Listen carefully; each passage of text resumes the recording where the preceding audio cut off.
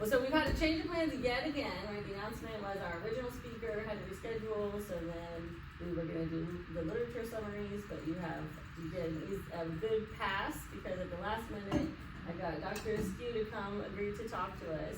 So he is a veterinary doctor, specializes in exotics. I actually met him because he was treating our leopard gecko for a while, before he passed. That's what we were just talking about, with possible infections, numerous infections. So because it was so last minute, right, he doesn't have a whole. That had the issue with the eye. Yeah. It was doing so good too. I know, yeah, and then just overnight, he got real bad. Yeah, so he doesn't have a PowerPoint or anything structured like that, so I do want you guys to really engage and ask plenty of questions, and, you know, especially those of you that might be interested in animal science, hopefully you have some good questions for him. Dr. Askew, the floor. Yay! All right. My name is James Askew. I have been in this area since 1977. I was once a rock vocalist for many rock bands, New York, New Jersey, Los Angeles. And then somewhere along the line, I always wanted to be a veterinarian, and I realized that I was smarter than a musician, so I actually took that next step. Like, the musicians aren't smart. Anyway, so here I am. I went to school. I made it through. I can say that wasn't the easiest thing, but here's the one thing about school I thought was ingenious in my first zoology class. If you sit and listen, they teach you everything you want to know. They won't test you on anything they haven't taught you. So all you really have to have is an interest in wanting to take that next step. Once you get there, you do it. You can be crazy and a doctor just like me. So it is out there. It is available. If I can do it, you can do it. All right, now, I am that veterinarian on the coast that doesn't like to be a businessman. I find that every business I get associated with when it comes to fixing wildlife, birds, the pelicans, whatever else needs to be hit or fixed, if you are in a business situation, everything needs to generate profit. So I have found a neat little niche here on the coast. I fix whatever needs to be fixed. Whenever I do one of my videos, you'll probably notice the first 5 or 10 seconds is, hey, we're at this hospital today, it's this day, and we're here. So they get free advertisement, and in doing so, I get to wrap a bald eagle's wing, or fix a pelican, or we just did open heart surgery on a snake a few months ago. So I really enjoy what I do. I found out that being a private practitioner allows me to see more species and do more cool stuff than the average zoo practitioner. So I quit my board certification, or going through my board certification at that point in time, because I just thought all the time and effort, it wouldn't give me any extra money, and my passion was in fixing the creatures. Anyway, I sent around a link, a QR link, and it'll actually send you to the YouTube channel. The YouTube channel has over 3,000 videos. I will say for the last 3 months I have been demonetized because some people get on there and a lot of Karens will just start speaking up about, oh my God, he's holding the lizard too tightly, or the bald eagle. You know, I'm trying to save myself from getting taloned and beaked and bitten, and my technicians and stuff. So sometimes, you know, you just gotta do what you gotta do. And there have been several Karens that have complained, and in doing so, YouTube took me off. As of 2 days ago, I'm back to monetization. Not that I was ever getting rich on YouTube. I probably averaged about $60 a month. They tell me I have $1 million channel, but I'm not that good at editing. Everything I do is pretty raw and ready to go. So anyway, there's 3,000 videos. There is the QR link running around here somewhere. Just get it, look at it, subscribe if you wish. Of course, I'd like you to. Anyway, this was as impromptu as it could be. I wasn't sure until yesterday we were going to do this today. But she's been begging me for months now. Please, just do it before September. That was what you said, right? No, I said before November. No, all right, November. Anyway, I thought it was September. So when she said we had somebody cancel, can you come? It turns out I took this week off for cruising the coast. I have 2 antique cars. So I was hoping to, feeling guilty for not working, having to answer phones all weekend long. You guys are my work this week. Okay, so nice. We're doing some animal-related stuff. All right, anyway, so I wanted this to be kind of a story and question kind of hour, or however we want to do this. Being an ex-front man, I'm not afraid of any questions, and I don't have a good filter. Okay, so as long as you guys know that there's no safe spaces behind me, we are fine. Ask whatever you want, and we'll take it from there. All right? Any questions? Would you do like job shadowing after opportunities? As a matter of fact, I do. I would usually recommend that you contact every early week. I'll post my schedule for the next week on Facebook. If you have, what your dates are, we can actually try to set something up. But you would set that up through the hospital itself, and they all have permission to get anybody in there who's crazy enough to watch. Do you have a favorite animal that you work on? I would say, it's gonna sound strange, my probable spirit animal would be the turtle. It turns out that I worked at one of the first animal emergency hospitals here on the coast, and while leaving home from work one night on Airport Road, I watched this turtle get hit by a car. This turtle squarely ran over its head. I picked it up, some cop tried to give me a ticket. It was, a little bit of drama, because that's blocking traffic.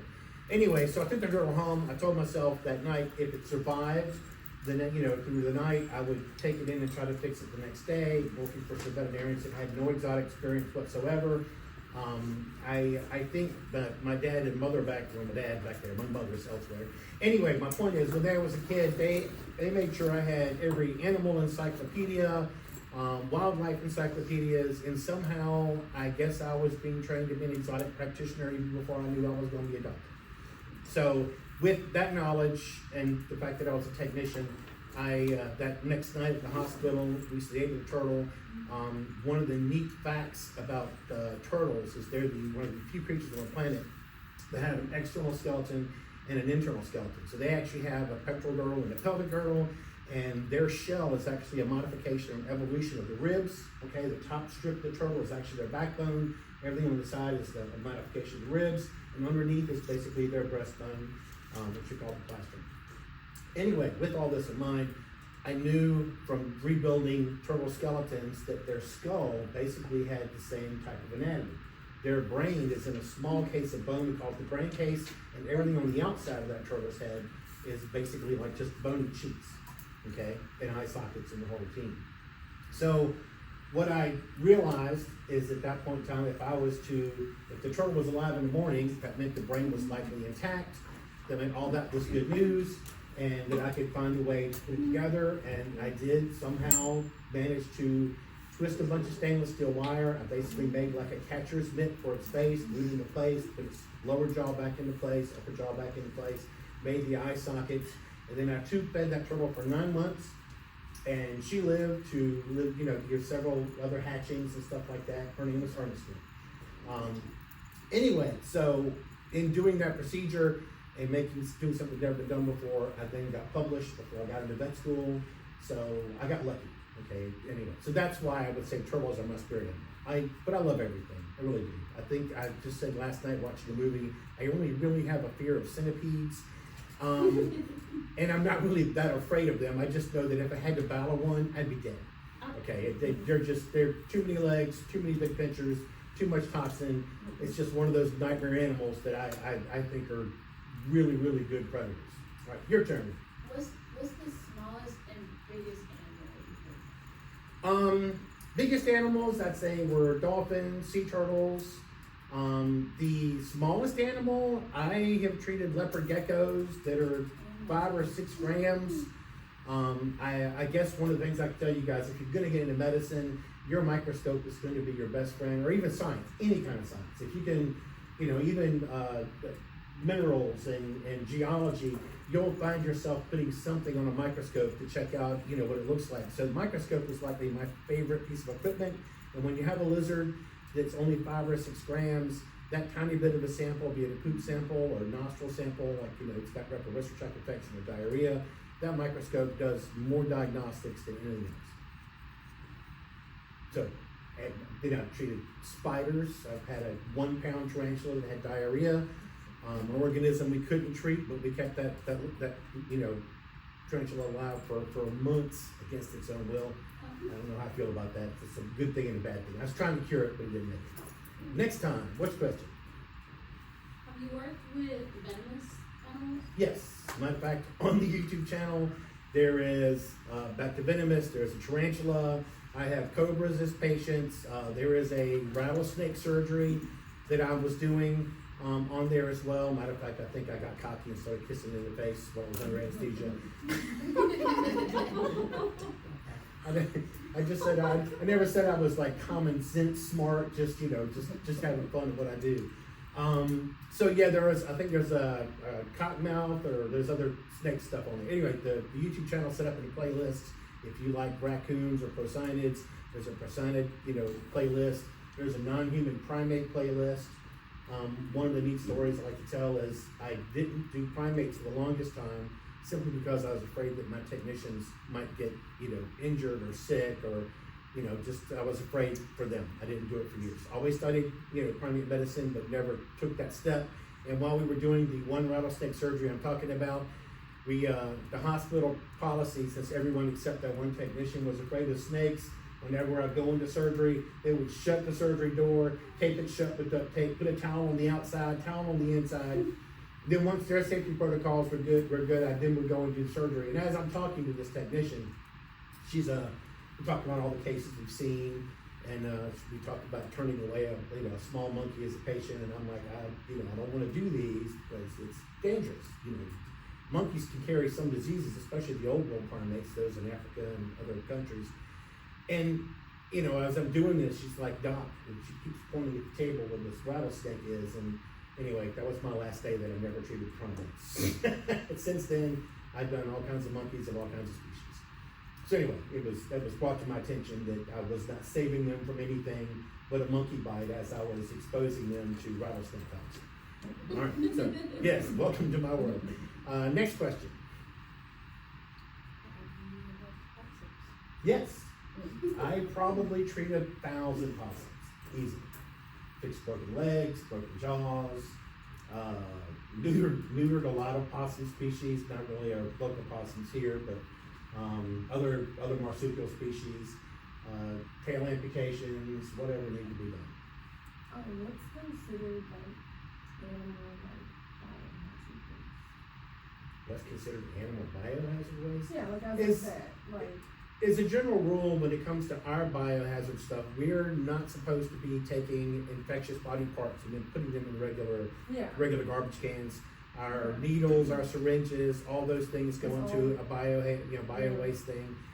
I can tell you that this is not one of those rabies, present states at the moment. So we don't worry about a lot of those virus things. And it turns out the wildlife people that oversee our efforts don't want us doing deer anymore because of the chronic wasting disease. So there are some species they don't want us to do in Mississippi. Other than that, it's pretty wide open. Okay. How do you feel about people talking about possums and the diseases they carry and about how dangerous they are? Believe it or not, possums are probably one of the least dangerous mammals we have on this continent. I mean, speaking of mammals and marsupials, I just want to say officially, since there's a camera there, and I got people that get really pissed off when I say this, we got screwed when it came to possums. Australia's got the cutest possums. Man, the red roo, they got all these cool things, cute little wallabies, and we got this prehistoric looking possum that's got a rat tail. When they're young, they're cute. When they get older, they have really, really short lifespans. So I'd just like to make that, because I know somebody's going to watch this and go, Doc, I hate you one more time. So that was to trigger somebody in the audience. Other than that, I like them. They are not, because of their body temperature, they're not good vectors for rabies. They can eat ticks all day long and never suffer from some of the tick-borne diseases. They won't get Lyme disease. So they really are a very beneficial mammal to our area. But as far as you hearing that they spread other diseases, it's a common misconception. Yeah, I can't even open my Facebook anymore and not see the meme where they're not bad creatures. So anyway, I guess we're on the wrong Facebook feed. So all right, next question. I worked with a vet to neuter a dog before, and Okay. he was telling me in human medicine, you can have supplies way easier, but as vets you have to reuse, rewash, and stuff like that. And I want to ask is that what you do as well, or would that be something specific more to her? I will tell you that when it comes to specialty procedures in human medicine, endoscopy, rhinoscopies, your nerve stuff, every doctor is gonna, if it's a good doctor, is gonna have their favorite packs. We get our fingers used to doing certain surgical things with certain surgical tools. So a lot of them do reuse those things. Now, I will tell you that in human medicine, because of insurance costs and things like that, there is an awful lot of waste. So, you know, for a suture removal pack, they actually have, you know, a bunch of cheap sterile instruments in a small plastic piece that the second you open it up, it can't be reused. Your plastic waste is going out there, possibly killing a sea turtle or whale or something like that.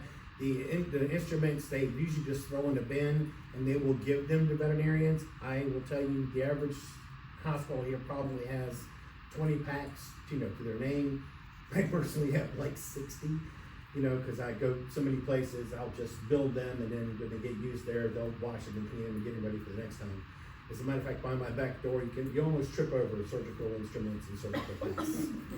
I get help from my fiance about that all the time. So I see what you're asking, but for the most part, there is a lot of waste, and it saddens me. Basically, when it comes to the cheaper instruments, they keep giving me the cheaper instruments, and I'm like, I can't use this crap either. So I'll pass them on to the technicians or So whoever would else you say wants there's it. less waste in the veterinary field? Way less waste. A lot less waste. I mean, I could give you a million examples, but you know, if you end up shadowing me, ask me that question, and I will exhibit that to you all day long. This is what the human hospital would do. This is how we'll handle it. All right, next job. Have you worked on any other spiders besides tarantulas? I mean, I have mostly tarantulas. I had a vinegaroon once that came in and needed some treatment, and it's still a large spider species. But most tarantulas, nobody keeps those a lot, you know, outside of tarantulas, spiders as pets. Here's a cool story. I saved 1 million crickets in a day. And I always brag about this because that means my mortality rate compared to every doctor on the planet is extremely low. Now, many doctors can say, I just saved 1 million patients in a day. All right, go ahead. Have you ever been in a situation because you do like private stuff, right? Okay, and public stuff. Yeah. Like if someone had an animal that you found out that like it's like not legal to have in Mississippi, like how would you go about that? Or like have you ever been in that situation?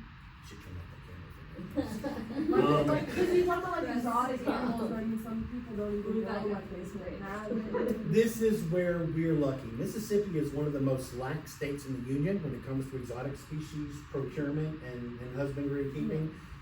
Simply because it's just not that necessary. I mean, as far as laws go, we can't have old world primates, okay? We can have new world primates. There's no laws and regulations outside of what the USDA and the FDA want us to do. Make sure they're clear of certain diseases like TB and stuff like that. Make sure they're vaccinated for rabies, but that's the same pretty much for dogs and cats and all the other species. I will say that over the years there have been those ethical considerations. For example, asking for a friend. There have been some cases out of state. You know, the state east of us and the state west of us. Got that backwards. Anyway, they have certain laws, and clients have come to me for advice or repairs. It's going to sound strange. I get patients coming to me from all over the country. So I'm happy with that. They get it here. It's my ethical right or my ethical duty to fix those creatures. And the legality of why they got here, how they got here, sometimes even how they got injured, is not something I should be worried about. As a doctor, we just fix stuff. Anybody else? Because if I start rambling, it's going to get real bad. Go ahead. Based on her question, like how is your confidentiality laws versus like human medicine? It's pretty much the same, except as a joke, I call it the hippo laws instead of hippo laws. I mean, if you brought me your cat and your cat had some kind of a strange communicable disease, I would tell you to stop having sex with your cat. And then, we would work to fix this together. It's not, that was just for humor. That never happened, asking for a friend. So anyway, my point is I would work with that family. I had a case once where a bird ended up having a disease called psittacosis. It's basically a chlamydial type infection. And it doesn't sound as bad as it is. Anyway, lizards all the time that have got trichomonas, which is a sexually transmitted disease amongst the homeless, but it's a genus of organism, not the species of organism. So I don't, as a joke, I say, need to stop having sex with lizard. As a doctor, I just fix them and know that that's how it's gonna work. So is there anything you do have to report to like? Rabies cases, things of that matter. If I feel like there is a animal cruelty situation going on, I can hint toward law enforcement. I can tell you I really have not had to do that in 30 years, and it's actually 30 years this month. So with all that in mind, we are supposed to, be up on the laws and do a lot, but I find that some of the laws in the books are really kind of not lawful. So I do my best to make sure that as many things survive as possible. Are you considered a mandated reporter still though? Say again Are you like considered a mandated reporter still though? For things like rabies, yes. Oh, okay. Yeah. If a rabies case came across my desk, and thank God that's never happened, that'd be a mound of paperwork. I'd be, having to document every second with it. Every person that was in that building would then have to report for rabies testing. It is probably one of my biggest fears. I think being bit by the rattlesnake during surgery will be less of a headache than a rabies case. Yes, that sounds reasonable. When I get bit, I'll let you know. All right, next question. Is rabies the biggest fears of that, or is it something else? Yeah, rabies, prion disease, bovine spongiform encephalitis, the chronic wasting disease in deer is also a prion. There's pseudo rabies. There's a lot of things along that same caliber that I'm afraid of. Or actually, it's not that I'm afraid. I've been bit by a bear. I have a sharp scar on my back, a stingray hole in my arm. I do stupid stuff all the time. Okay, so my point is simply, yes, I'd be afraid, not so much for myself, but for the people that I'm working with. My technicians would take a bullet for me, and it's only fair for me to take a bullet for them. So I love my technicians. She hasn't raised her hand, so she'll be punished next time. Go ahead. How do you deal with the emotional strain of like if you don't succeed in helping an animal? Being outside of the million crickets that I saved in a day, I do a lot of wildlife work, and when you think about how wildlife is procured, usually somebody's driving on the side of the street, they'll see an owl, they'll see a bird, raccoon, possum, turtle, whatever it is, there, and it's likely been sitting there for a day or a week, not knowing how many people have passed it, and finally some good Samaritans that, stopped and made a difference.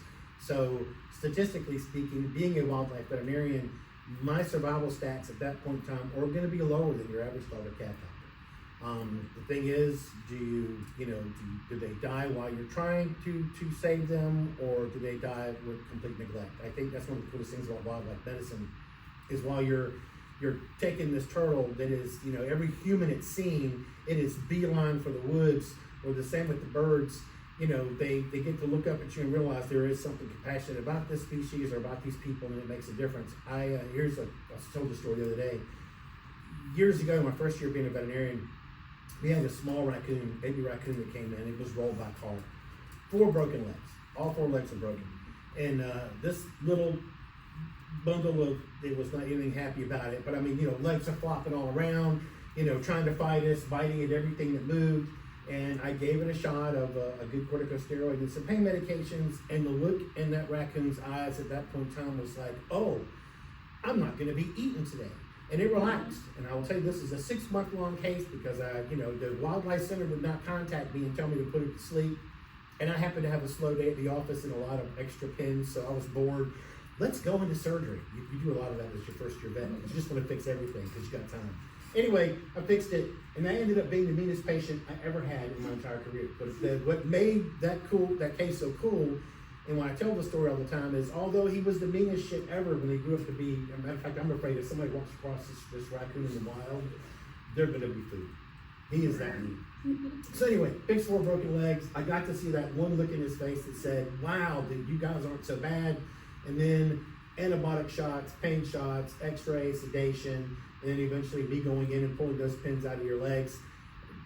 That's not gonna be a good memory this guy's ever gonna have, but at least I've got the one good memory. Thanks, Doc. He was awesome. Your turn. Oh, I was gonna ask you to talk about the deer disease you were talking about, something to do with Chronic wasting disease. It actually started in the Midwest and Northeast. It is a prion disease. It's kind of like bovine spongiform encephalitis, except that it gets to deer, and the deer will just basically, roam the woods and start to get emaciated, and it's just a chronic wasting disease. So prions that's a whole nother evil when it comes to infectious creatures. What do you do if you come across one of those deer? You just call the wildlife? I would probably call U.S. Fishery Service and let them know what's going on. And very recently, there's actually a baby deer that had a broken leg in this area, and they asked me to fix it, and I wasn't against it. I just wanted to make sure that the powers that be knew that was going. So a bunch of people were sneaking around behind everybody's back, still fixing a deer. So where there's a will, there's a way, but we did assess that deer that it likely did not have chronic wasting disease. I probably should not have said that on video. All right, next. So what's your opinion on the career of veterinarians having one of the leading suicide rates? That's kind of a weird, funny story. I once dated a dentist for about 10 years, a 10-year relationship. And I remember while we were traveling one day back and forth from school, I'd heard on PRN that dentists had a very high suicide rate. So for 5 of that 10-year relationship, I basically asked her every time I saw her sad, please do not kill yourself. If you're feeling down, honey, just let me know. I'll come massage your back. I'll give you a text. I'll make you happy again. This would happen every time she was sad or mad. And Lord knows I caught a lot of crap from it. But just toward the end of our relationship, we were listening to a very similar thing, and it turns out veterinarians were number one. So at that point in time, my life turned to hell. This is a business or a passion that back to the emotional questions, it's rough. I mean, it is rough. To the point where I'll see an animal that I think doesn't need to be put to sleep, and I will argue for that animal's life. Matter of fact, I can only think of 1 or 2 cases in 30 years where I put something down for reasons outside of what the animal wanted. We deal with burnout. We deal with all kinds of other stresses. This is probably the only medical profession where I have to communicate with you to fix this, okay? And if you don't think that's frustrating, I got news for you. It's gonna end with sometimes you'll have a case, and I've got to communicate with an entire class. I've actually had a case where we had a marble salamander. It eaten some of the rocks that were in the aquarium, and we had to go in and be the first person to pull rocks out in the way that it was done. Turns out that while pulling it out with an endoscope, this particular little salamander's lungs ruptured. So we devised a way to keep its oxygen content up high enough that its lungs would then heal. Took us about a week, and then once its lungs healed enough, we then did a whole nother surgery to open up through the belly, and that's also one of the videos on the channel as well. So just, putting things, I had to fix that one salamander, I had to basically talk to a group of 30, they were junior high students. So I had to have all their permission. Okay, your turn. So my cat just passed Monday, and I asked the vet the same question, how do you guys deal with it? Because it was an emergency vet, so people are crying all day. And she said that it makes them happy whenever the animals have loved ones there with them. Yes. And they're not dying alone because they get a lot of strays and stuff. Back to that turtle or whatever on the side of the road, it's obviously been injured through human encroachment, car, toxins. We have so many birds that are dying here just from rat poisons that are set out for our local overpopulation. I ask myself all the time, what's it going to be like for that animal if he doesn't get to come in, see a little bit of compassion, something that species probably had never seen before 100 years ago. Somebody saw a turtle in a pond, they weren't catching it to look at it, study it, set it free. That might have been 1 in a million, case. 9 times out of 10, they were getting on the end of a hook, catching it, bringing it in, and it was food or stew. Okay, So yes, that's a plus. Now, being an emergency veterinarian, that's a whole different stressor. I did a lot of emergency medicine for a while, and I can tell you the good part is you bring that animal in, it's been hit by a car, some toxicity overdose or something, you treat them for that, you cure it, and then you don't have the mortality rate on your belt at the end of the day. You can just send it back to the next vet and let them deal with the aftermath. Of course, the sad part about that is you don't get to see these animals, you don't get to be part of the family, you're not improving, the family's lives, the animals' lives in the future. You just get them in, treat them, and ship them to the next guy. So there's stressors either way. No way. I know that you treat exotic animals, but like if a cat or a dog got hit, if somebody brought it to you, would you help it or would you send it to them? I pretty much help everything. Yeah, I do dogs and cats. My forte is the stranger creatures. I get, again, phone calls from over the country, over the coast. Having the YouTube channel, I get thousands of questions there when we get a chance to answer them. So I do dogs and cats. As a matter of fact, there's dog playlists and cat playlists on there. You'll see them from broken legs to surgeries, cancer surgeries, all kinds of fun stuff. Also, I know that you said you don't like to have like a animal. How bad would it have to be for you to want to put it down? The animal decides that for me, actually. Okay, I mean, if they're, empirically speaking, if they're not eating or drinking and there's something I can treat that for, that's fine. I tell the clients all the time, your pet, your cat, your dog, they will let you know when it's time. In the wild, or when you talk to the classic myth is they just want to go off into the woods and die alone.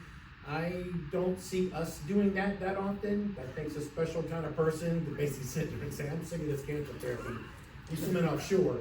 It doesn't really happen. I mean, it's one of those cool myths. And so if they can die with people around them, giving them those last few minutes, if there's nothing else, just good, compassionate looks and, smiles and a little bit of crying, whatever it takes to make them happy those last few minutes. We try to do our best to make it there. I had a cat that got hit recently, and I tried to bring it to a vet, and they immediately wanted to put it down, even though she was like fighting for her life. Well, find a new vet. There are lots here. So yeah, and that's another thing, when it comes to veterinarians and your own personal doctor, if you're not happy with the service, you need to do something different. I was taught in vet school, 80% of my job is education. I mean, anybody can throw drugs at your dog, but knowing what drug it is, why they're throwing it, why they're recommending it, and how it's gonna help, that is the doctor you want. So shop for that man or woman. Does your course of care treatment for an animal maybe change if you know you can or can't follow up with them for a long time afterwards? Not like you wouldn't give them like better or less care, but it's just like doing something that's like that wouldn't have to get checked up on, if that makes sense. Like an animal is like if you really just can't go back and see and check on something, like would you like, oh, I'm gonna do this instead of doing this because I can't monitor it? Okay. Or do you just make sure to monitor it? Well, if you're a wildlife veterinarian, you give them the little, recheck card that says, be back here November 15th at 3 p.m. and you hand it to the little turtle or the snake. Snake doesn't have any hands, that's supposed to be funny. And then they walk off. The odds of them coming back is not going to be there. Now, even with those clients that you give that card to, rechecks and client non-compliance is probably one of our biggest nightmares. It's one thing to sit there and say, yes, this cancer is not curable, but has one of the highest remission rates, and I've given this speech 1,000 times in 30 years. Most of them will opt for not even one or more remissions. It's kid too much, it's kid too expensive. My car payment didn't go through last week, so they'll make those limitations for you.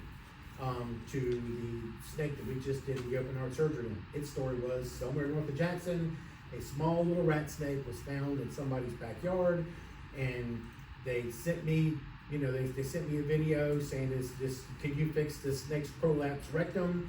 And I'm watching this little snake, a little pink thing hanging out of the side of it that was beaten the whole time. I'm like, that's not its rectum. I don't know who your doctor is. You can talk to him. Anyway, so they basically drove it down to me. We fixed it, put its heart back in. If one of your hearts had been hanging out and some surgeon would put that crap back in there, it'd be like, you're going to be back in my office every week for the next 16 years, you know, because 1,000 things can go wrong. Got him into captivity, did fine, looked great, and set him free about a month and a half or 2 months ago. So yeah, I wish I could follow up. It'd be neat to have some cool little radio tracker that I could stick on the snake somewhere, you know, here, wear this wrist, you know, this bracelet, and I'll come back and get you in about 6 months. Have you ever had a situation where somebody like surrenders like any of their exotic pets to you because they can't take care of them anymore? I get those text messages, instant messenger messages, Facebook stuff all the time. I tried to keep a mental note back in my first year of veterinary medicine. I had this, you know, notebook that I kept and had all the stuff in there. By the time I would get back, you know, get to go back to a page that somebody was needing a turtle, I'd be making a phone call on a phone number that was not there, or, you know, they gave it to somebody else, or I already have a turtle, thanks for calling. So somewhere along the line, now my new answer is go on Facebook, tell them your sob story, it will reach billions.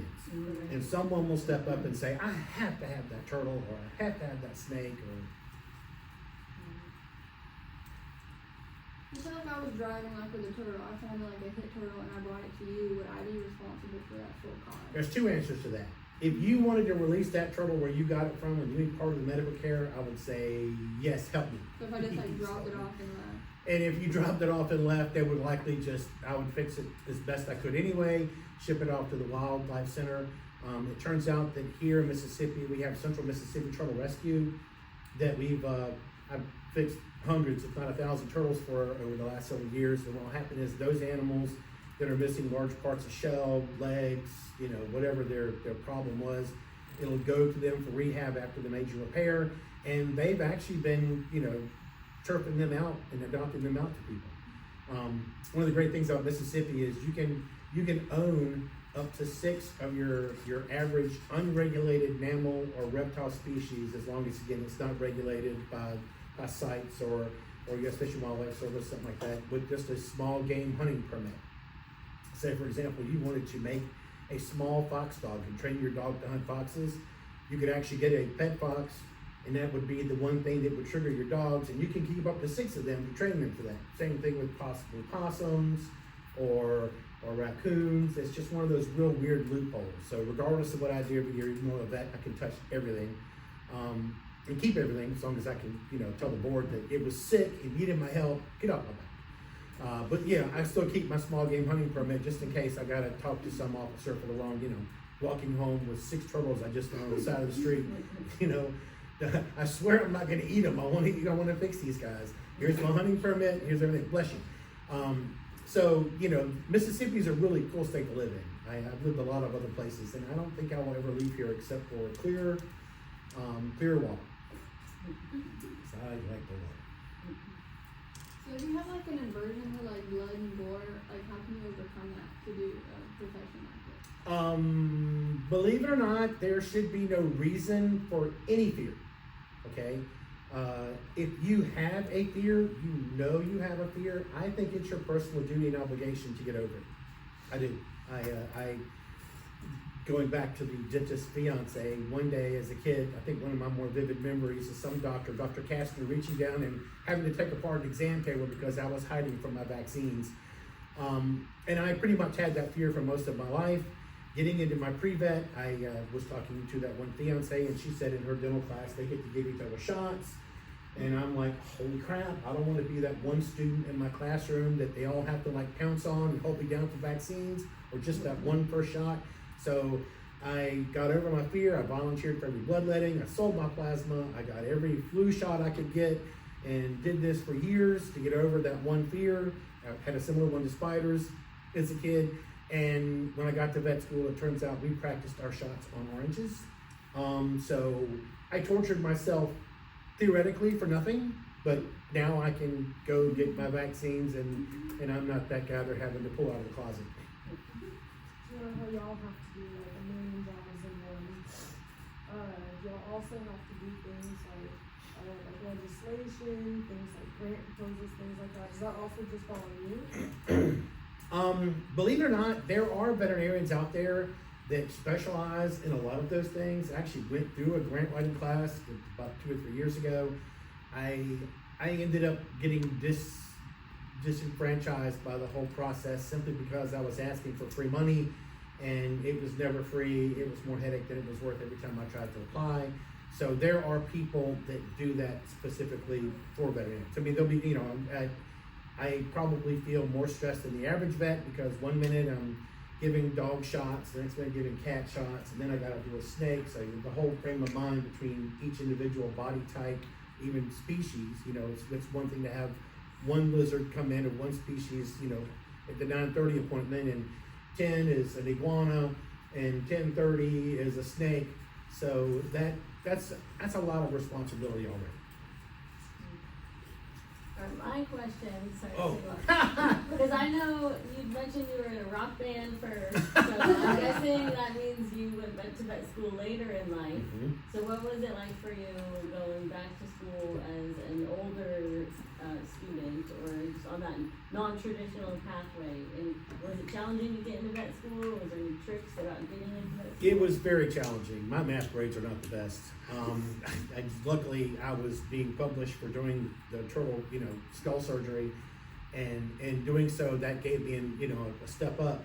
I was actually trying to get to Mississippi State University for about 2+ years, and I ended up being, they tell you, go to college, be part of the clubs, that type of thing, try to make a good positive impact on the college. So I ended up working my way up to the vice president of students concerned about protecting the environment, SCAPE. SCAPE ended up doing wildlife eating parties on the weekends. Anyway, point being is Mississippi State University back then being a land grant, they had poultry science, sheep science. There were people that didn't want to be a veterinarian but just wanted to raise sheep because their families did, or bovine science. So the vet school wanted to consolidate all those into the vet building, and they also wanted to get rid of part of the philosophy major. Well, philosophy is the mother and father of all science. What's the difference between biology and microbiology, zoology versus geology? These are things that philosophical, regiments have just, helped us discern the difference between one and the other.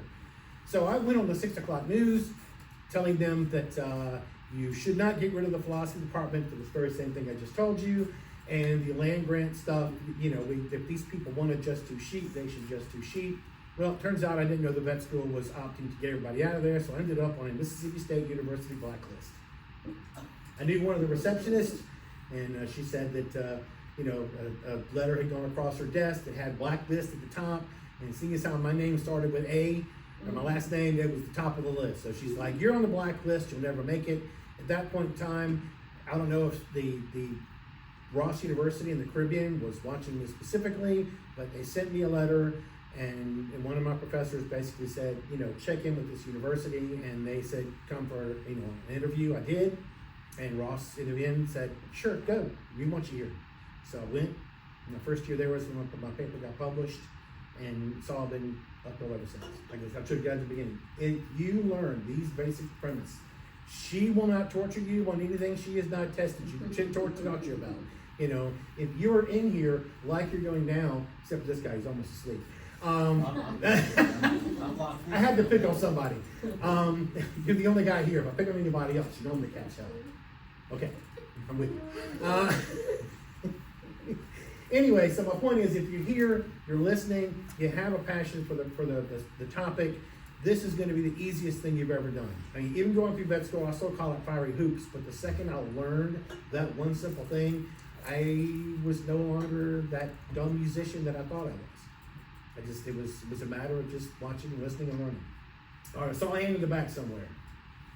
Yeah, so hopefully you recognize me, maybe not. But I'm an older student going back to school for veterinarian's antics to specialize in exotics. Okay. How did you like Ross? Because I've seriously considered Ross. I love Ross. There's a bunch of selling points there. It's not a 4-year college, it's basically a 3-year college. There are no summers off. You go to school year round. Okay, you're in the tropics. There's no winter. You're not longing to get out for a few months for summer vacation because there's a beach on every side of the island. back then, there was only 3 buildings on the campus, and they worked hard to make sure that all of their students knew more than the other students that was there. I remember I ranked in the top 10 of Oklahoma State University students when I was there. Your last year at Ross is you actually go to another accredited university, and you get to work with, you know, with those professors and those students, and you work on your ranking.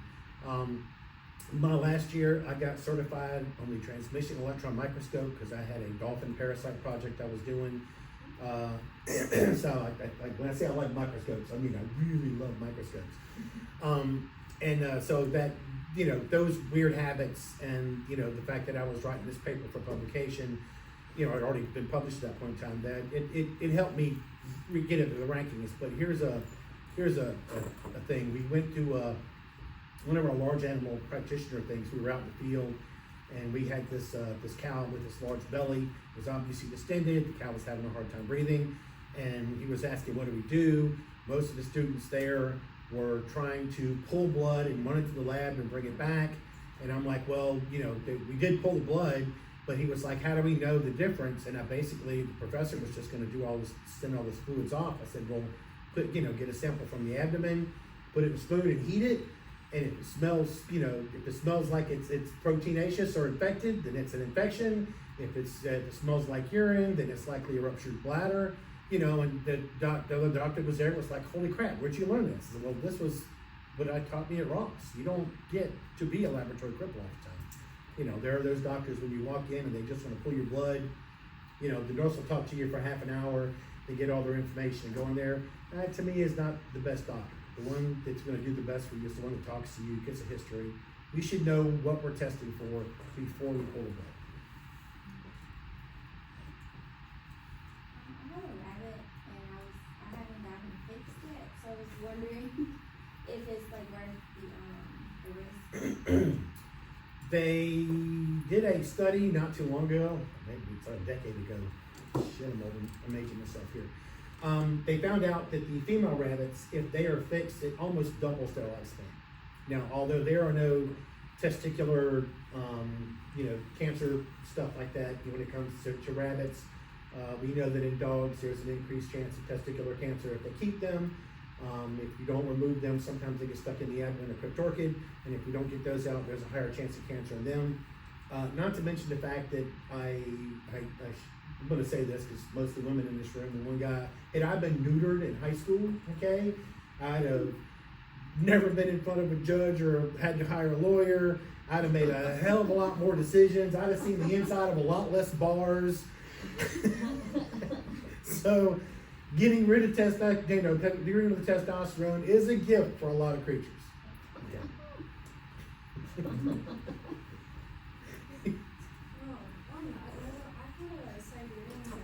Uh-huh. Who wasn't neutered, and he kept getting perianal tumors, and the vet told me that it was because he was not neutered.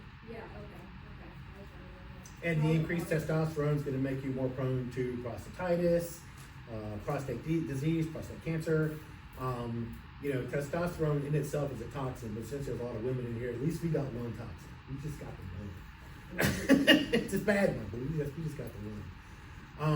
They did a study back in the 60s, and they found out that for every heat a female dog goes through, there's a 10% greater chance of ovarian, cervical, mammary, or some type of cancer. And if they cycle twice a year, by year 5, that's a 100% chance of cancer, okay?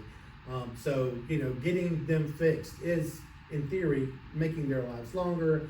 They'll know what they're thinking later on. It's a win-win for everybody. I expected more humor out of you ladies for that. That's okay. Overpopulation. Yes. Just like you have. You would think that they would not prevent that from happening. Oh my gosh, I read about this that elephants have adapted, and elephants have low cancer rates. See, that's crazy to me that over time that hasn't decreased with this Well, wow. Oh, you guys are opening a major can of worms right now. I think I watched some comedy thing this morning, and I say this every day, look what we've done to the average dog. I mean, picture a Chihuahua. At one point in time, that was a wolf. okay? These are, we have not done our own species a very good favor when it comes to breeding. 100 years ago, if you had asthma or you had a predisposition for cancer, by 30 years old, you were part of the history books, and those that survived went on. Now that we have medicine, we got a 98% success rate and survival rate in pretty much everybody, which means, and if that everybody is breeding with the other people who likely would have been dead 100 years ago from some kind of natural cause, we have not made any of the things that we've worked on as humans any better. Sad, but it's true. God, just watch a sci-fi film. 9 times out of 10, we created monsters trying to kill us. Uh-oh. If a human is like threatened to you, are you like super confident that like you could perform it, or is that like super illegal? It's not that it's unethical, it's mildly illegal, Okay. and I would be more worried about fixing them and them not liking the scar than anything else. But I do monkeys all the time. We ain't so special. So it's like if you were on the plane and they were like, you was off road. I'd say I'm a vet. I do monkeys. If that man or the people around him understand that there Yeah. might be another doctor on the thing, if they choose me, that's on them. I'll do what I can. I'll help with my stuff. I've actually fixed quite a few humans over the years, so. That's cool. Just like stitches or what level of Sutures, infectious disease things. Here's some cool stuff. I've been involved in a new technology now. If you guys have ever heard of culture and sensitivity, yeah. You know it's anyway. What they would do 20 years ago is they take a sample from an infection, put it on a swab, send it to a lab. The lab would then wait for the post office to deliver it, put it on a certain auger, try to grow the organism. Well, it turns out that 68% of urine cultures end up being negative or no growth, and 30% of regular cultures, like for skin, sinus, whatever, end up being a waste of your money. There's a new technology out there called MyDog, and it's kind of like CSI stuff. They basically take that sample, they pull the DNA of the myriad of organisms out of there, and they report on those organisms, and from the other thousands of cultures and sensitivities that have worked on that species, they can tell you which antibiotics to use. They even learned to track the resistance genes. Okay, so if there was if there's a gene that says, that this particular antibiotic is going to be, methicillin resistant, they can tell you, that this has that gene, you likely want to use these antibiotics instead. So I had a technician, had a lesion on her shoulder. I swabbed it, went to my microscope, told her it was a fungal organism. She went back to her dermatologist, plastic surgeon, infectious disease doctors. None of those guys could figure it out. They cultured it like half a dozen times. I might be an exaggeration by 1 or 2, but it turns out that I, had this new company I was working with. I said, look, I'm going to send you a large monkey sample, a big primate, kind of like looks like me, but isn't me. And they're like, all right, we'll do it for you. And they did it, and we found out she had a very rare skin disease that was a fungus. So I called it right the first time, and now we knew exactly what it was, and she could take that to her doctors. Sadly, they've done surgery on that, and it turned from a small lesion like this to a scar basically from here to here. So, very beautiful woman, still got a sexy scar to brag on, and I can say I fixed her. So. Are there any like infections that animals can get that can make them allergic to things like the Lone Star tick can for humans? I would say the Lone Star tick, when it comes to, all right, wow, that is a good one. Okay. When we think about it, we all know that one person who has an allergy, okay? Rarely does that person have an allergy to just one thing. Okay, usually it may start off, I was allergic to poison oak or some, poison ivy as a kid, and then later on as they get older, they'll accumulate more things that they're allergic to. So these things happen to us because the environment is testing us every minute of every day, and some of us just fall behind. Now, there are a lot of diseases like Lyme's disease, Lone Star tick stuff, some of these rickettsial things. They'll go in and they will limit your immune response, which means those things that weren't bothering you last month or last year or 10 years ago are going to be more likely to bother you now. So I don't think it's really allowing you to get more allergies. It's just allowing your body to be more susceptible to it. Oh, I meant like can an animal, if they get bit by the Lone Star tick, do they get allergic to regular? I didn't, in my brain, like, I didn't assume it was the same rules for human versus animals.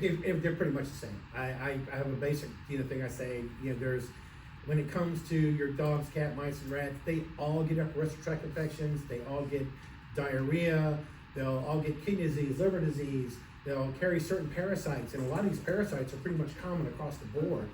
So yeah, if that was a question you were looking for, then yes, there is a similar thing.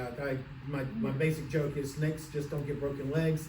Other than that, everything else is pretty much the same. You good, Doug? I find it hard to believe. Next. I don't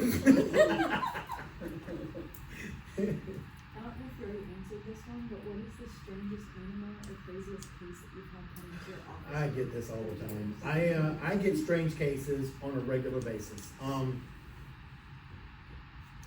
I guess because I do so many species and the YouTube channel kind of makes me kind of a public figure. I get the snake heart surgery. Okay, the skull that I repaired in the turtle. These are cool. The bird-eating spider that had diarrhea. It got an infectious organism from an earthworm that you buy as fish food in a store. I just couldn't figure it out, and I wish I had that my dog DNA technology then, because then I'd know exactly what was hurting the spider and saved it. So spiders are diarrhea, snakes that need open heart surgeries, rattlesnakes that need their butts repaired. I mean, it's all stuff that you'll find on the YouTube channel, but there's a lot of those cases. Talking about that, has there ever been an animal or a case you got and you were just like, I can't fix this or I can't take it? Couldn't take it? No. I couldn't fix it. There's a lot of things I can't fix. Probably one of my favorite jokes is, what's the difference between God and a doctor? God knows he's not a doctor. So there's only so much I really have any power over. I always hope that he's guiding my hands and my brain and whatever strange behaviors I've got. But in the end, when I put together two pieces of broken bone, there are a million processes there that we as a species, as people who claim that science is our new religion, have no idea how it happens. Okay? We're still trying to create something from a primordial ooze since the 70s. There is a test chamber somewhere with proteins and all kinds of stuff, and it's whipped around, it's being shocked every so many seconds, its temperature's being changed, and that primordial ooze that they built back in the 70s has only made 1 or 2 amino acids that probably lasted about 30 seconds. So in all this knowledge and stuff that we think we have as to what makes us the magical, weird souled species, and I'm not gonna force any religion on you, but there's no way that we can figure this out. So when I put those two pieces of bone together, I give them the best advice possible, I use the best techniques possible, but that healing, that happened from something other than myself. Going off of that, Uh-oh. do you have to follow the same rules like ethical for religion when it comes to animals, or do people not consider that? Like if the animal's parents were like Jehovah's Witnesses, like the blood thing, or whatever does that. I can tell you that, I'm not gonna force it on somebody. I've educated people. Here's an example. I had a guy that my first or second year out of vet school, we, being that veterinarian who's taking every animal apart that dies in the office, we had like jars of heartworm disease, so there's a dog or a cat's heart with a small little furry little worm coming out of it. It just looked furry. Anyway, it had these, and there was one in every exam room, and we told this guy, your dog has heartworm disease. It's going to die, a heart-related death, and probably, long and excruciating. He told me I made the crap up, said I put the little fuzzy stuff in the heart myself. The disease didn't exist. A few months later, the dog died, and he wanted to know why, and I'm like, well, just, because you are you, your belief in anything I say is highly, suspect. You're going to come with me. Sat him down in a chair, took his dog apart in front of me. It's just, compassionate as you can. Ended up pulling out the heart, cutting into the heart, and showing him he's never missed a heartworm treatment ever since. Okay, so again, back to that 80% of your job is education. That's that's the plus that you need to have. So if somebody were to come to me and they were Jehovah's Witness and they were against the blood transfusion, you know, if I knew this ahead of time, we could collect that animal, the same animal's blood, weeks, months prior, save it, transplant it back into the animal. There are ways around that, but yeah, I have to keep that in mind. Yeah, no, I know. Animal rights people gotta talk about that. The blood transfusion example reminded me when I was in the hospital after this one was born. They came in and asked me if I wanted a blood transfusion, and I was so confused. Obviously, I was out of it from all the things and losing a lot of blood. And I was just like, why are you asking me? If I needed it, just give me the transfusion. And like, my brain just couldn't accept. Like, and they didn't say, oh, some people's religion is such, you know. And so now I'm like, oh, I understand. It was because some people are religiously against it. Yeah. Yeah, I think it's like a set. I think it must if you like give some blood or whatever. So I don't know, like, No, is it safe for it turns them? out that Hippocratic oath, if they're in there and if they're allowed to die on the table because of that person's personal, religious beliefs, the rest of the family may want to sue them. Yeah. Okay, so that doctor is likely going to sit there and say, "I'll fix you. You can kill yourself later." Okay, that's probably how it's going to work out. But can a doctor get sued if they give a blood transfusion and that person survives, but then is like, no, I didn't want a blood transfusion? Well, they can take them to court. You can sue for anything. Okay, the bottom line is some judge is going to sit there and say, well, is your life saved? Had you not been here, he gave you, this doctor, I'm assuming it's a he, this doctor gave you the right and the opportunity to sue us. Isn't that a gift in itself? Yeah. And the judge is likely going to go, well, sorry, ain't much I can do for you. I mean, basically the whole rule of law and litigation is about loss. Okay, it's about monetary loss for the most part. It's not like you can, count your soul being gone. So if you can prove some monetary loss, that's it. The second you walk out of surgery or you get back home, you might bitch about your bill, but that's the only loss you've got. You still have the ability to pay it, and the judge is going to go, sorry, Miss Karen, you got to go back home. This is somebody else. Like, next. That was a rough one.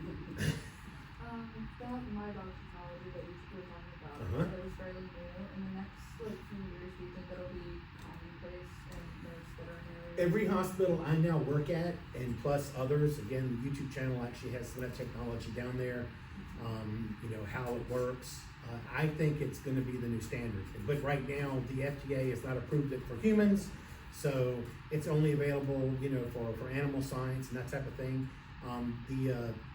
They had IAAM is a international aquatic animal medicine conference. It was here in Biloxi this year, and which I thought was pretty cool.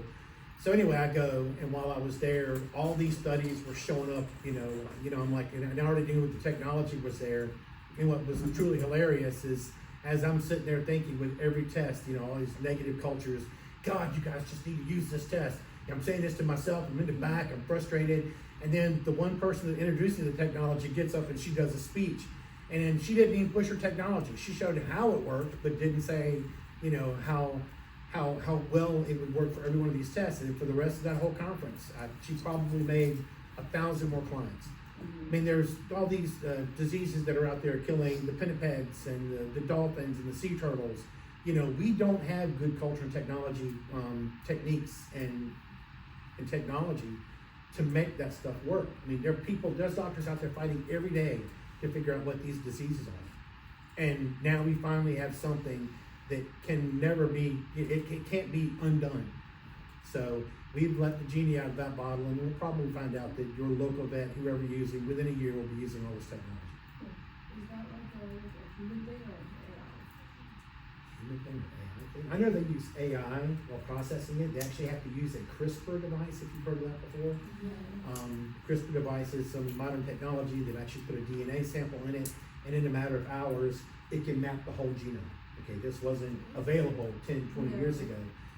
So, like I said, and they keep this study ongoing. So every sample we send them is a bigger database, for all of humanity, or, all of animanity. Just made that word up. Next question. So this wouldn't be available for commercial use yet? It's available for animal commercial use, yes.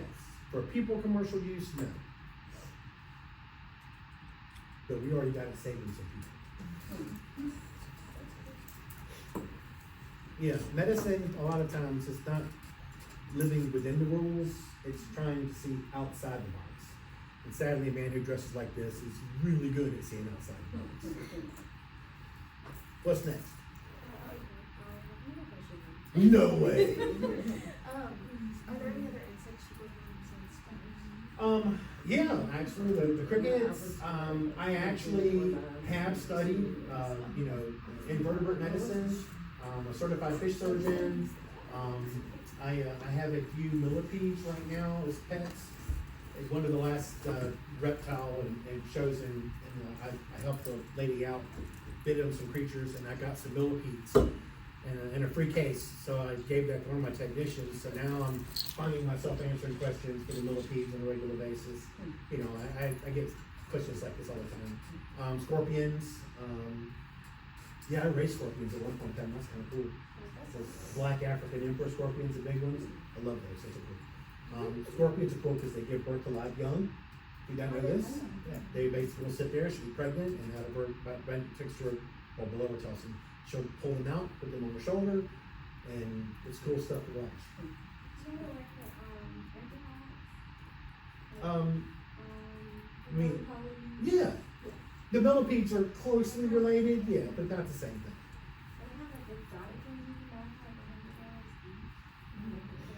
When I bought that case, when I put a bid on that case to help out this friend of mine, I really thought I was gonna get some cool isopods or a scorpion or something like that, yeah.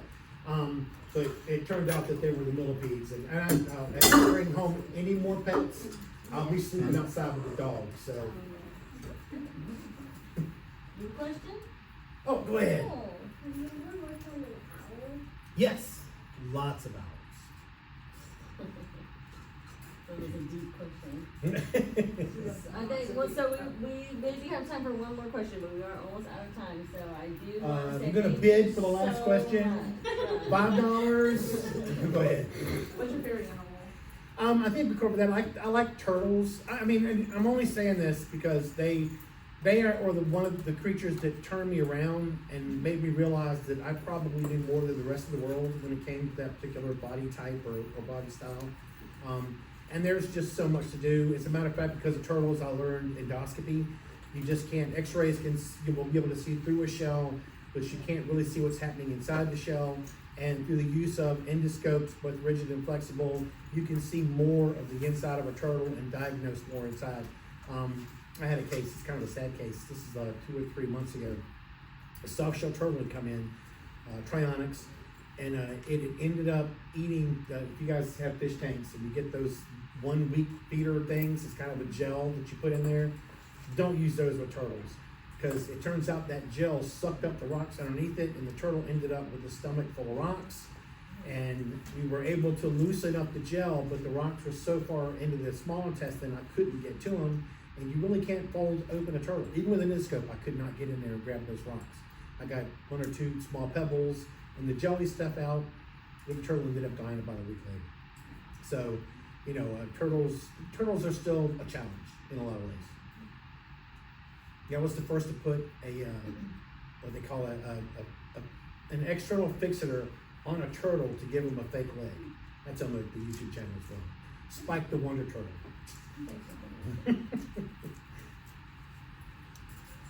All right, one more. So the technology that y'all are working on, do you think it ever will be used for humans? And if it Oh, hell yeah, humans. would they have to call it something different because it's called MyDog? Well, that's a marketing question I hadn't thought of to now. They likely will call it something different. We're gonna call it my D-O-double-G.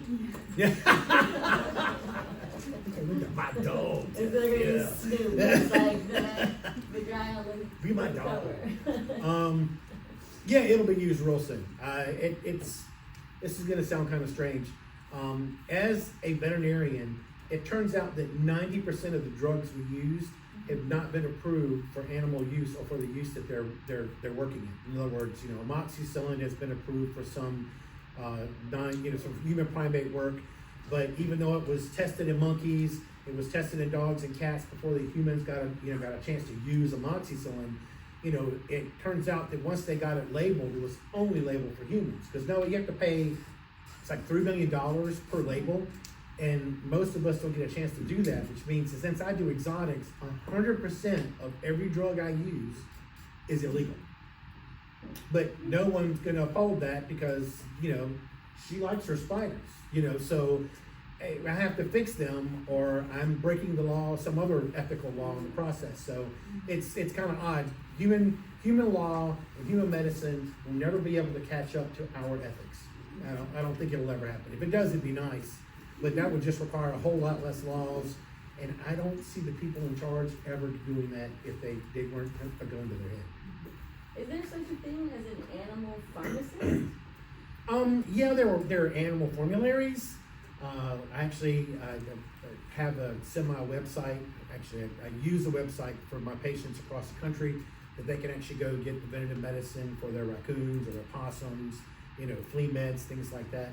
So they will go to that particular thing, and it's like myvetstoreonline.com, and then you can go sign up, make an account, and then you ask for drugs, and then I'll approve them with the help of an assistant. And then from there, animals over the country are getting preventative medicine and sometimes even treatment for their processes. So, but it's just a licensed vet is the one that's prescribing, whereas a Farm D is a different educational program than If we're gonna start talking about pharmacies, I'm gonna start cussing a lot more. So, I'm really angry at the pharmacist board and their need for power over doctors. Okay. For example, when COVID hit, I knew from watching, research that ivermectin was used to treat a lot of other viral diseases. Ebola. Ivermectin was used to treat Ebola successfully, and yet here is a simple coronavirus that everybody was calling horse medicine, and your pharmacist would not allow your doctor to give it to you.